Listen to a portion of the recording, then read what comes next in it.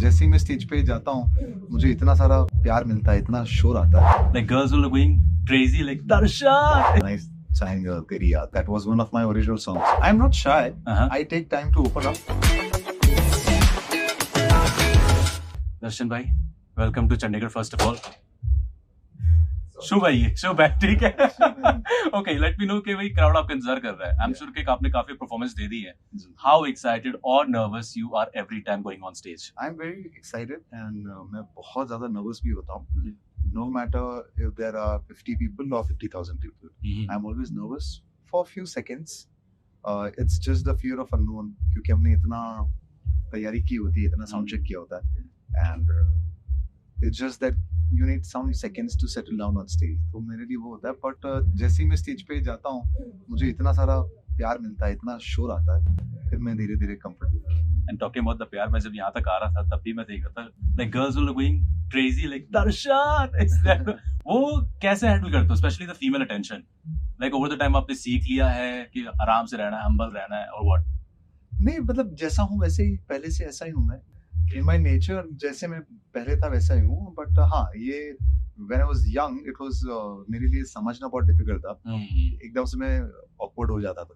People start turning towards me. But अब मुझे now I can connect with them. तो दर्शन real life में कैसा, like shy है या फिर कैसा है? I'm not shy. I take time to open up. Okay. अगर मतलब मैं लोगों को जानता नहीं हूँ, मेरे क्लोज जो दोस्त हैं उनके सामने मैं बहुत खुला हूँ. Okay. तो I take a little time to open up, but एक बार मैं खुल गया तो फिर चलो ट्राई करते हैं कि इस इंटरव्यू थोड़ा सा खोल ले आपको, ठीक है, आराम से, ठीक है.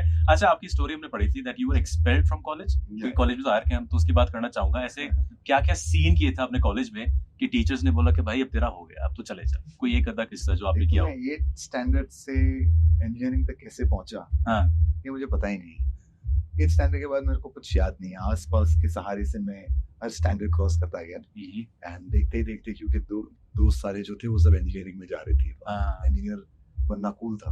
आई गेस आपके फादर भी चाहते हैं इंजीनियरिंग करें आप? मेरे फादर चाहते थे कि मैं आईएएस ऑफिसर तो मैं पहुंच गया, but it was never my thing. Okay. And with my friends I was मतलब बहुत अमेजिंग जर्नी रही है मेरी स्कूल और कॉलेजेस में भी.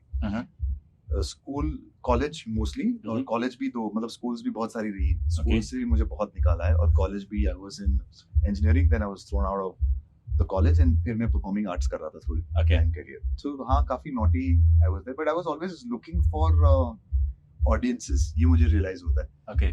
कि कॉलेज या स्कूल में भी जब परफॉर्मेंसेस होते थे वो मुझे बड़ा एक्साइटिंग लगता था, तो मैं हमेशा कोशिश करता था. आई स्टार्टेड विद सिंगिंग पीछे पूरे ग्रुप में, बैकिंग वोकल्स में करता था. फिर धीरे धीरे कॉलेज में जब कॉलेज फेस्ट होता था, तो जो मेरे senior, I still remember story कि मेरा एक जो दोस्त है चिराग, तो कॉलेज का किसी ने मुझे बताया कि वहाँ पर यार वो कॉलेज फेस्ट का वो चल रहा है, ऑडिशन चल रहा है, तो तू देख शायद खत्म हो गया. वहाँ जब तक पहुंचा तो पूरा वो फेस्ट खत्म हो चुका है, वो फेस्ट नहीं, उसका ऑडिशन खत्म हो चुका था. Okay.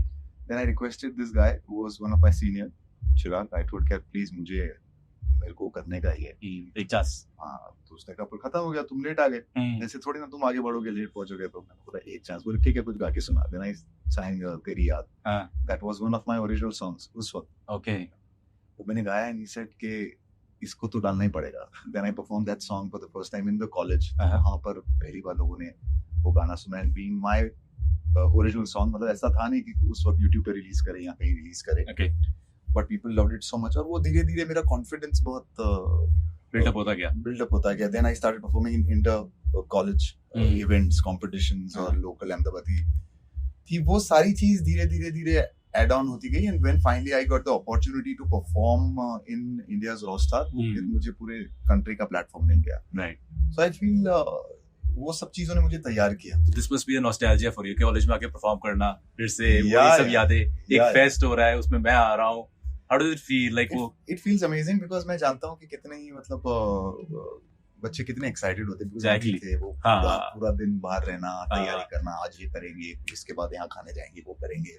So I know the feeling, how they feel. Yeah okay. So 2014 about that reality show. उसके बाद आपने लाइक सिंगिंग में आ गए आप लोग, है ना, आपको अच्छे से गाने भी मिले. लेकिन कई सिंगर्स होते हैं जो रियलिटी शो करते हैं और जीत भी जाते हैं, but they don't see the light, है ना. ऐसा क्या होता है कि आपको करना पड़ता है, उसके बाद ग्राइंड करना पड़ता है या कनेक्शन बनाने पड़ते हैं? How does it work? I feel it is about, मतलब लोगों ने बहुत ये कहा है कि यार रियलिटी शो के बाद काफी सिंगर्स ने they couldn't make it. Yeah, right. So reality show is not a career. मतलब for example वो एक प्लेटफॉर्म है कि आप लोगों तक पहुंचे.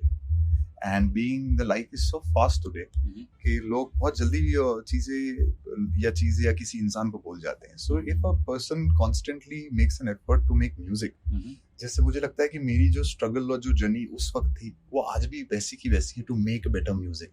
तो मैं ये नहीं सोचता हूँ कि मुझे लोग मतलब रियलिटी शो के बाद भूल जाएंगे, या मेरा उस वक्त भी ये था कि अब रियलिटी शो खत्म हो गया, अब मैं म्यूजिक क्या करूंगा, तो मुझे और मेरा इंडिपेंडेंट म्यूजिक करना है. सो अगर एक आर्टिस्ट ये कोशिश करता है कि मैं, क्योंकि being a singer people connect with the songs and of course with you as well, but अगर उनको गाने ही नहीं सुनने मिलेंगे, यू आर नॉट पुटिंग, अगर मैं मेहनत नहीं करूंगा और मैं कहूंगा कि मुझे कुछ मेरे साथ हुआ नहीं afterwards, the world didn't give me a chance, so that is I feel which is wrong. एक आर्टिस्ट अगर if he keeps grinding, he keeps hustling, तो वो लोगों का प्यार मिलेगा उसको. So I feel के लोग constant music नहीं करते. Okay, तो do you like all the people जो आप भी जानते होंगे या जो उस वक्त फेमस होंगे, उनका कौन सा recent गाना आपने, right? So that's the thing I feel. तो do you think इसके लिए थोड़ा सा like वो रियलिटी शो के बाद या सिंगिंग लाइन में आने के बाद at this stage do you think थोड़ा सा बिजनेस माइंड होना भी जरूरी है? क्योंकि कई बार ऐसे सिंगर्स के हमने देखे, हमने इंटरव्यूज के, उनकी पेमेंट नहीं आती है या लेवल बोलता है कि बेटा तुम्हारा हो गया है. So I think in उस केस में I am very fortunate to have an amazing management. Okay. So और मेरा मैनेजमेंट सालों से वही है, वही लोग हैं. So like after the reality show or after reality show एक साल बाद I changed my management उसी सारी चीजों के वजह से, because too much complex था सारी चीजें. I changed my management. तब से लेके अभी तक वही मेरा मैनेजमेंट है. सो आर्टिस्ट ऑफ कोर्स, लोग जो कहते हैं वो सही होता है कि आर्टिस्ट अपनी धुन में होता है, उसको पैसों से उतना पड़ी नहीं होती है, बट जरूरत तो होती है. राइट. तो उसके लिए उसकी अलग टीम होनी चाहिए, जो जिसपे वो टीम उस पे ही मेहनत करे. Okay. I've seen a lot of artists जिनके family members they come in, वो हैंडल करने लगते हैं कि बेटा तुम यही करो, तुम म्यूजिक में ध्यान दो, बाकी सब हम संभालेंगे. Right. So I'm fortunate to have such a management जो मेरी फैमिली जैसा ही है, जो वो सब कुछ संभालता है. पैसों का डिपार्टमेंट वो है, मेरा काम है कि स्टेज पर जाना है, गाना है, and in studio have to make songs. ठीक है. एंड एज एन आर्टिस्ट जो मेरी नजर में है कि दो तरीके बंदे होते हैं, एक होता है ओवरथिंकर, एक होता है बड़े शांत किस्म का. वो kind of artist you are. मुझे है ना, I will say I am not an overthinker, but I am, मुझे रात को नींद नहीं आती. मतलब अगर मैं गाना बनाने गया हूँ, कुछ नहीं बनता है, तो all the time there is music in my head. मतलब अभी जैसे मैं साउंड चेक में भी था, तो कॉन्स्टेंटली मेरे दिमाग में वो गाना चल रहा है कि उस गाने के अंदर ये कर सकते हैं, वो कर सकते हैं, इस गाने को मैं बेहतर कैसे बनाऊं.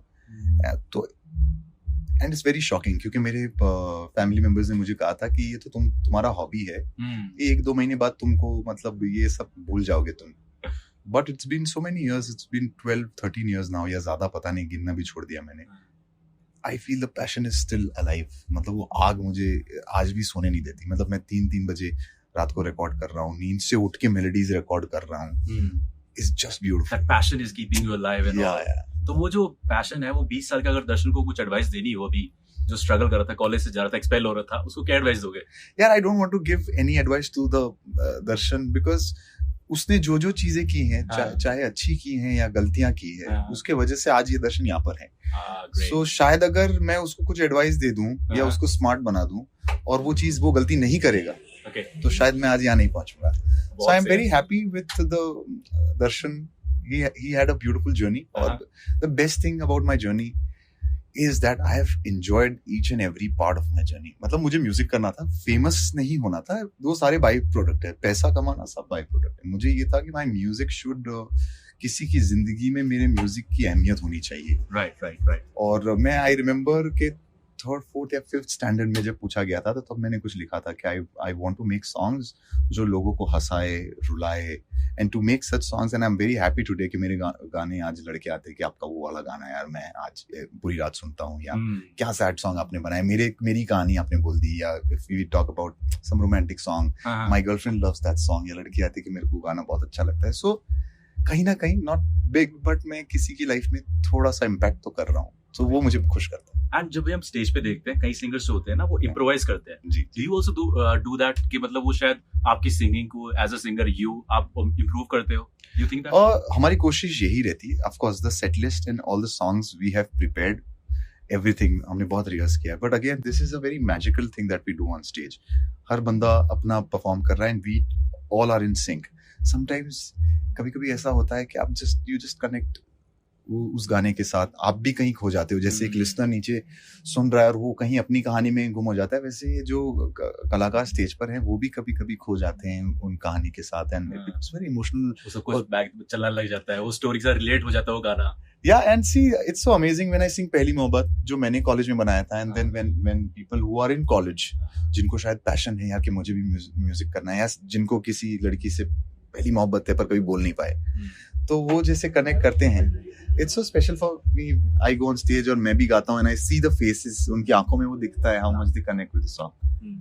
सो ये सारी ऑन स्टेज कहानियां. सो हाँ कभी कभी हम कुछ अलग कर देते हैं या जो रूटीन नहीं होता. समटाइम्स गलती भी हो जाती है. यार ये तो नहीं था. कभी ऐसा जरूरी नहीं है कि वो अच्छा ही होगा. कभी कभी वो गलती भी हो जाती है and we just laugh on stage. It's okay. I think that's the part of life performance. वरना स्टूडियो में तो हम गाते ही हैं. And I guess in the end just want to ask you, I guess आपके फैंस की blue family है? या इट्स ब्लू फैमिली. कुछ मैसेज, क्योंकि वो बहुत ज्यादा लाइक करते हैं आपको. या मैं जानता हूँ and actually they are like my family and I would just want to send them all the love and be patient and I just want to say that amazing music is on way. मैं काफी वक्त से I'm just working and trying to make amazing songs for them. मेरी सबसे पहले source of inspiration मेरे fans रहते हैं, क्योंकि वो दिन रात मेरा music सुनते हैं and they just fight for me. पूरी दुनिया एक तरफ, मेरे लिए वो लड़ जाते हैं and they just, so I'm very excited. Cool. अभी तक इस साल में मेरा officially कुछ release नहीं हुआ है.